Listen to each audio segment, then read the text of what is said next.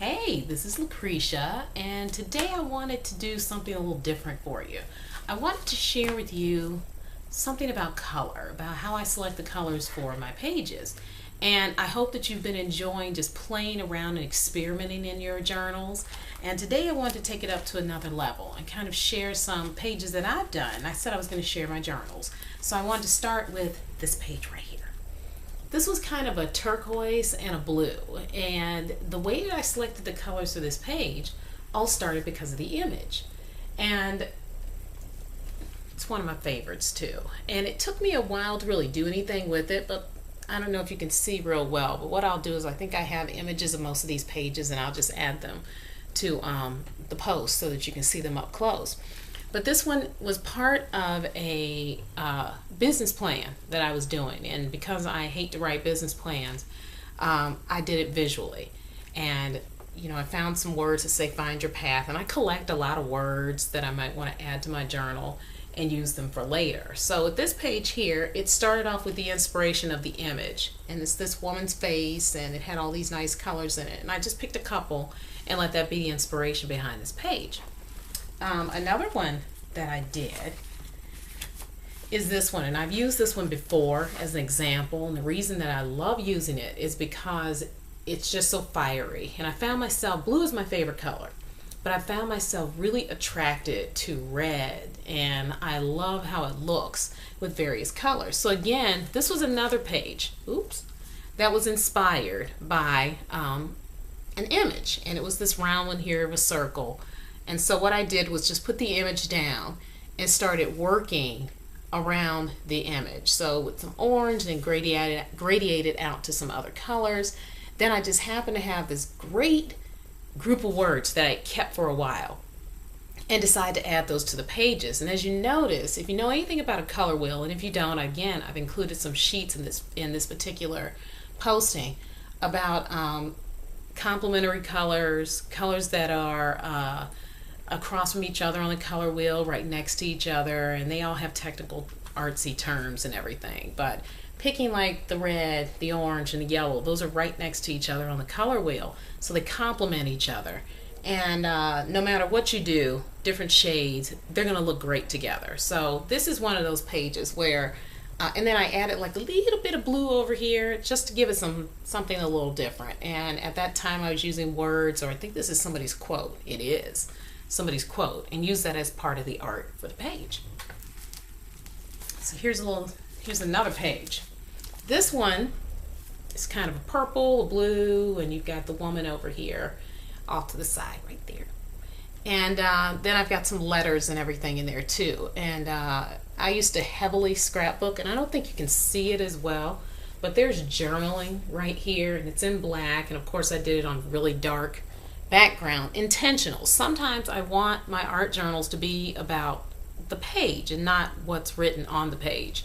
So this was one of them apparently, and honestly I haven't read it in a while, so I don't even know what it says. But again, the colors. So we have kind of the purple and the blue, and those are next to each other on the color wheel again. But the page started off as purple, and it just stayed that way.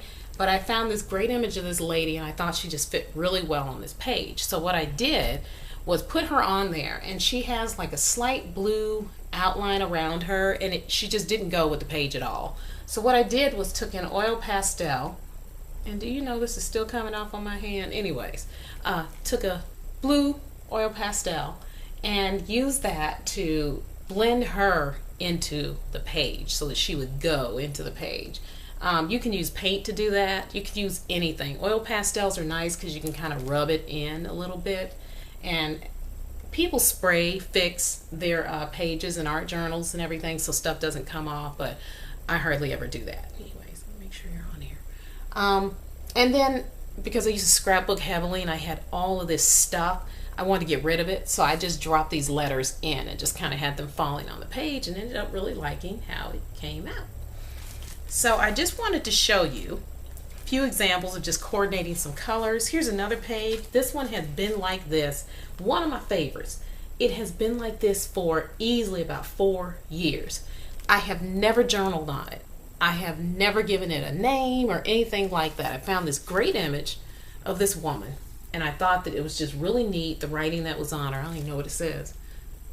It says, we met somewhere, can tell in what dream, something by, I don't even know. But anyways, thought the image was great and dropped her on this page because I had the paint that I was playing with, and the paint was sticking to each other, and there's tape under here, and it's just ridiculous. And again, more scrapbooking things I was trying to get rid of. And ended up, what I've noticed is that a lot of my journal pages end up just being art. They're not journals. They're not journaled on. There's no writing. And it's okay to have pages like, here's another one. It's okay to do that. Again, love the colors. And so I've got this bright, brilliant green background. Dropped on here an image that's red and yellow and really fiery, but look at how it complements the green background because there's yellow back here. So I'm able to still pull in colors from an image and colors from the background so they complement each other. So I want you to make sure you visit or use that little handout I have with the color wheel and the colors, and use that to kind of help you come up with what you want to do with your backgrounds. And the pieces and the images and the ephemera that you add on your pages. Everything doesn't have to coordinate, but sometimes it just works that way. You don't have to worry about everything looking good. So it's going to instantly look good because the colors go well with each other. So you'll see a lot of red, orange, and yellow in mine. Blues and greens and yellow, or blue, green, and purple, blue and purple, yellow and green, or I may even switch it up and have a blue and an orange. And again, on the color wheel, you'll see how all of that works together. So I hope this helps you in selecting colors and understanding how I pick the colors that I do for my pages, and that you'll just experiment with going crazy with color. It is one of the best things to have in a journal, and to have a journal like this and to be able just to flip through it and just see all the things you've done with colors. That's what I love about art journals, is that they're just strictly meant to experiment with. And again, this one is an art journal page for my business plan.